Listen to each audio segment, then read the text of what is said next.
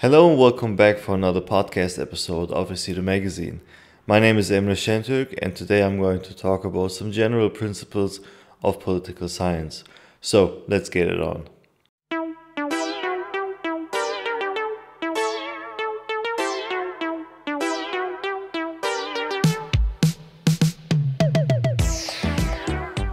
Politics is omnipresent. Basically on an everyday basis we are dealing with things that relate to politics, political processes, and we're influenced by it. I mean, our whole lives are basically guided and ruled by politics. What is oftentimes a bit of a problem is our relationship as citizens towards politicians.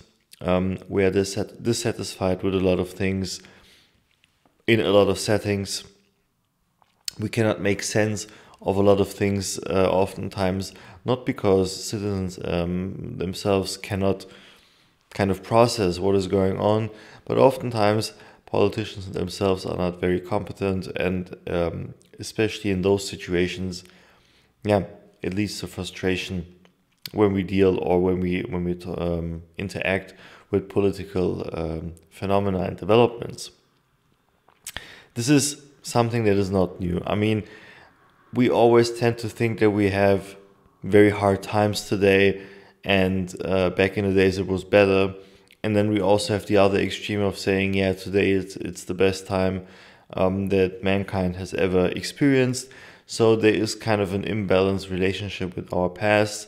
But if we neutrally look at how politics has developed and what we know from recorded history, is that it has always been the same. You know, there was always dissatisfaction, and there was always some sort of overly optimistic views on politics. So the balance is kind of off. So it is very important that we have some certain principles when we deal with politics and apply them from a political scientist's perspective, because in that field we have developed many concepts and approaches and tools basically to dismantle certain informational structures that we can then use to reevaluate the situations that we have in politics, to have a clearer picture of what is going on, shape our opinions or ideas according to those findings that we derive from applying those tools basically. So this is very important that we have certain tools that we use and that we apply. That is also the reason why I wrote my first political book. It's called DEVLET, available as a hardcover, but also a little bit cheaper, a softcover version. It's a bit of a different design as well. As you can guess, I'm very proud of this work, and I do think that it helps to understand politics from a wholly different perspective, and it breaks kind of the bipolar structure of thinking in left and right, which I so often criticize and have already made a couple of episodes on this topic.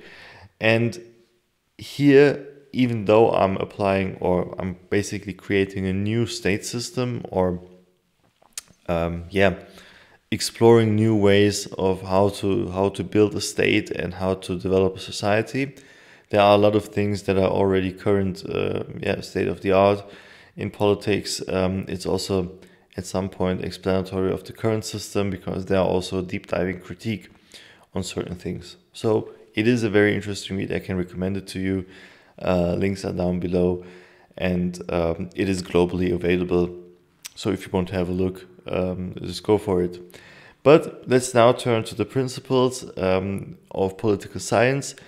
And I think the most important, or one of, obviously I'm going to enlist the most important points, but it is very central whenever we deal with politics and societal developments, is that we are aware of our own bias.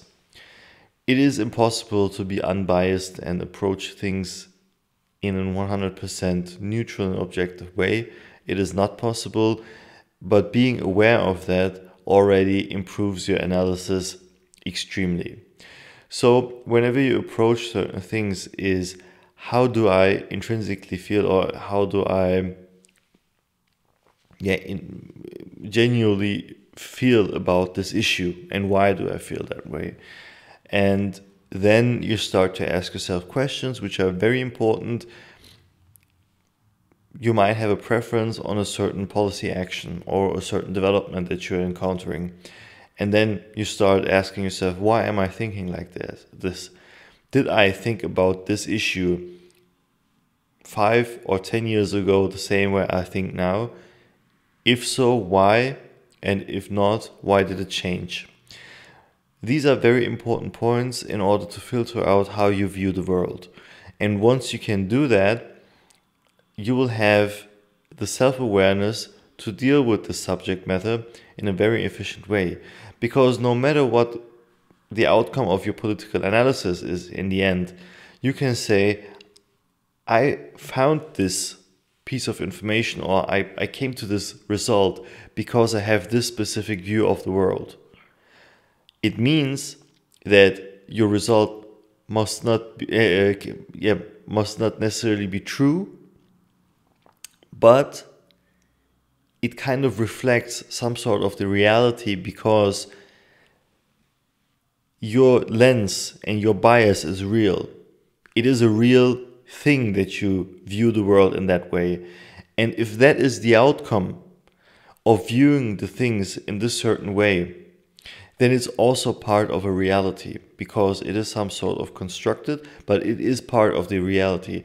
It does not mean that it is the full truth, that it reflects the objective truth, but it's certainly, because your bias is real, reflects a certain fraction of this objective truth, and that already is very valuable.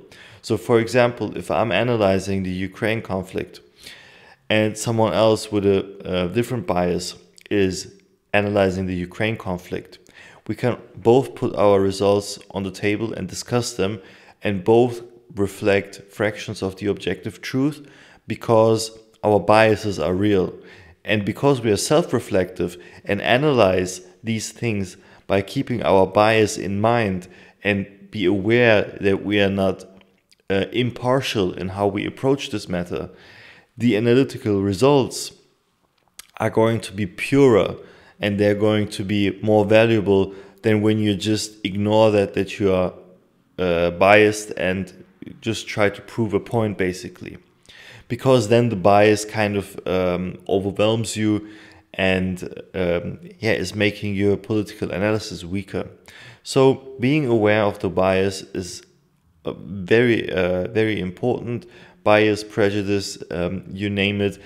The way we view the world and being aware of how you do it is very essential. And then, interestingly, you know what happens once you start thinking that way? It kind of reduces your bias as well. Because in the end, by being so self-reflective of the way you view the world, you become more attentive to other views as well. Because you can objectify your own bias, and once you do that and it becomes an object to you, you can objectify other biases as well. And then it makes fun. And then political analysis becomes very, very fun, because you can apply different lenses to the same problem, basically arrive to different conclusions, compare them, and then make an assessment, or kind of bring the puzzle together and come closer to the objective truth. And that is the beauty of the self-awareness when dealing with political matters. So this is very important. This is one of the main points to keep in mind, obviously.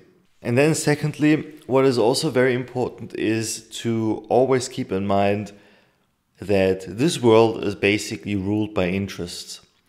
So nothing happens by chance.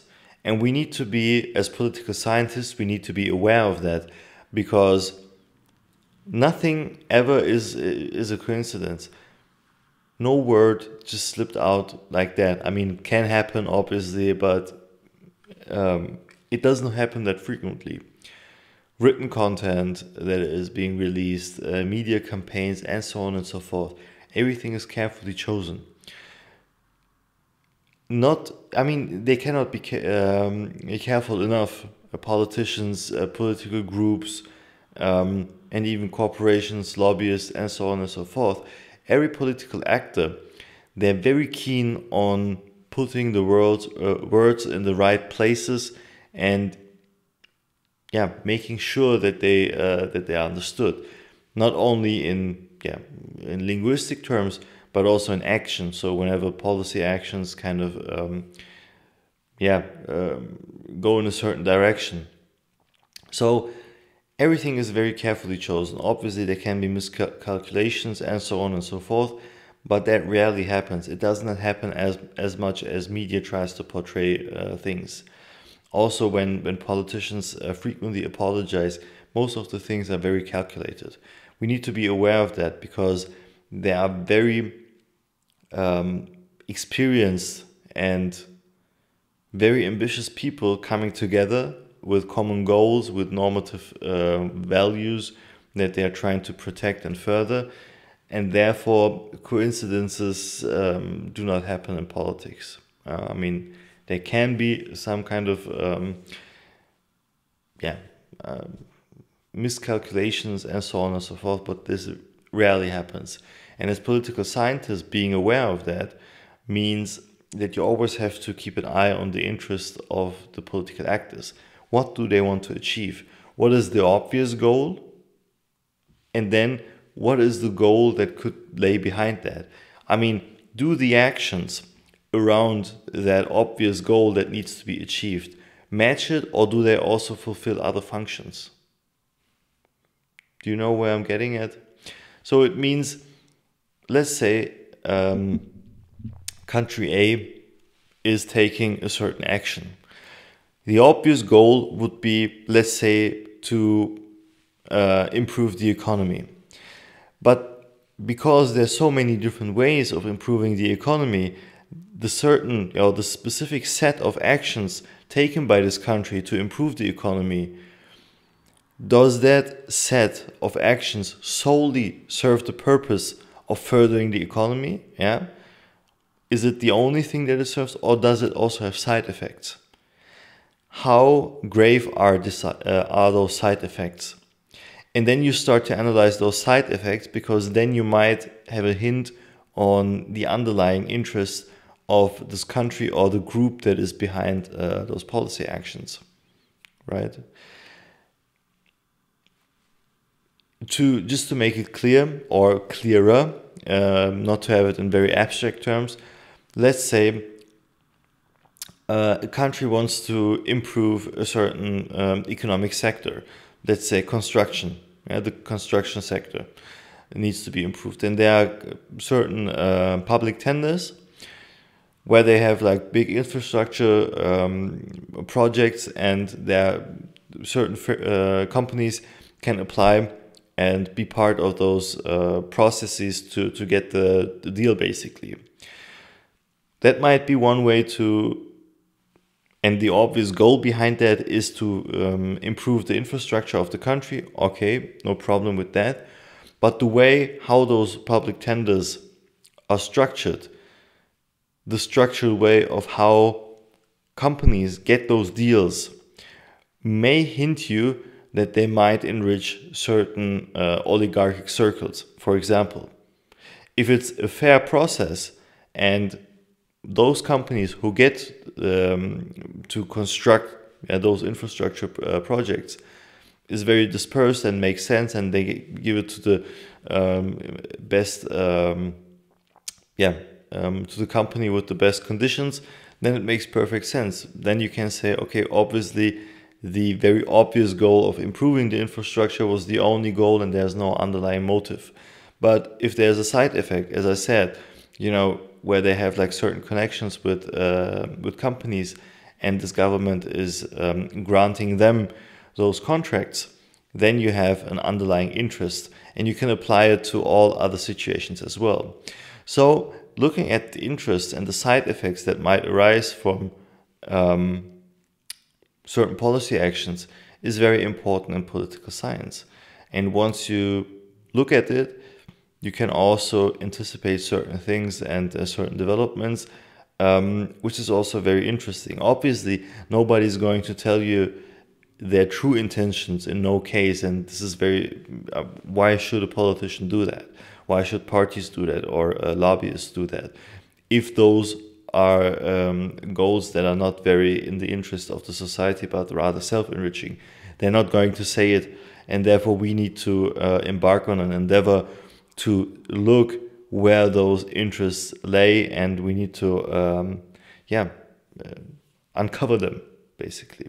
And then finally, when we engage in political analysis, we need to be aware that we want to use political concepts and tools, but not be used by them. There are many useful tools and concepts and theories that we can utilize and that help us to understand things better, because it kind of puts it into a framework where we can more comprehensively approach things. For example, and this is something I keep coming back to, is, for example, the divide between left and right. Redistributive and non-redistributive policy making, for example. It helps us to kind of categorize certain things, but it is by far not sufficient to kind of place certain courses of policy action and policy making altogether. And if you are too much reliant on those concepts, like many laymen actually are, the problem is going to be in the end that those tools or those concepts are going to swallow you, and you're going to be very limited in your thinking, and you cannot move out of this thinking again. For example, we can take socialists, communists, for example, who are or we can imagine someone who is very, very focused on this idea, and this person is not going to be able to see what the policy options are. The analysis is going to be very one-sided, and the policy responses that arise from that, this is the most important point, are going to be very predictable and not very tailored to the situation that we're in. Same goes for fascist political views. Same goes for more neutrally approached concepts like democracy. The idea of democracy today is very different from what it actually entails and what democratic systems should actually be able to do. This is another reason why I wrote DEVLET, because here I talk about many structural problems that contemporary democracies actually have, because the concept became stronger than the people who actually want to apply it. So we need to be careful as political scientists to control and to contain those concepts, and really just use them as tools and not as ends to our analysis. And then we can apply different kind of tools, because again, I'm going to reference my book here. The DEVLET system, for example, can work in a monarchy, it can work in an aristocracy, and it can work within a democracy. There's no qualitative distinction, or there's no hierarchy between those three modes of governance, and therefore we can neutrally approach them. It might be that we in the future have again an international landscape of states where monarchies or aristocracies are going to be more prominent than, for example, democratic systems. We don't know it. And because of that, we need to be open to discuss those things and approach things with the open mind that those concepts are not here to stay forever, and they are just limited in their utility, and where the utility of one concept ends, the utility of or usefulness of the other begins, and we need to use them as well. So it's like having many children and having a favorite one of them. This is not going to happen. It's not going to work. It's not a fair approach.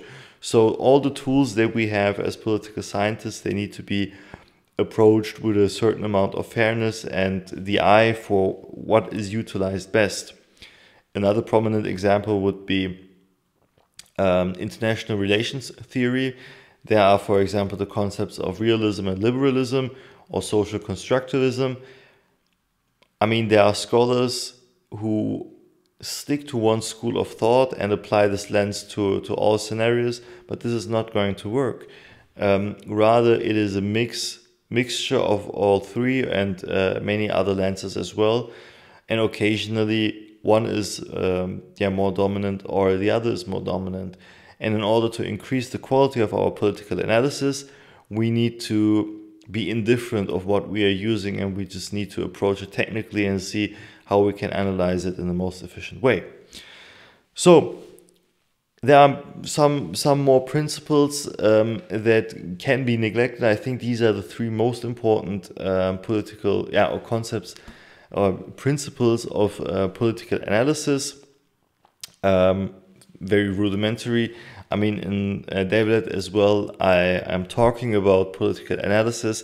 There is much more to it, but these are some basic or more general guiding principles that we can actually base our analysis on and achieve pretty neat results, I think. So I hope you like this episode, and I hope it's useful. If so, I would be very happy if you could leave a like and also share this video. Or if you have any questions, comment or write me an email. Thank you very much for listening. I enjoyed this episode a lot, actually. If you want me to talk about those kind of general principles a bit more, I'm more than happy to do so. But for the time being, thank you for listening, and until next time for another episode of Aceto Podcast. Thank you very much. Have a good one, and bye.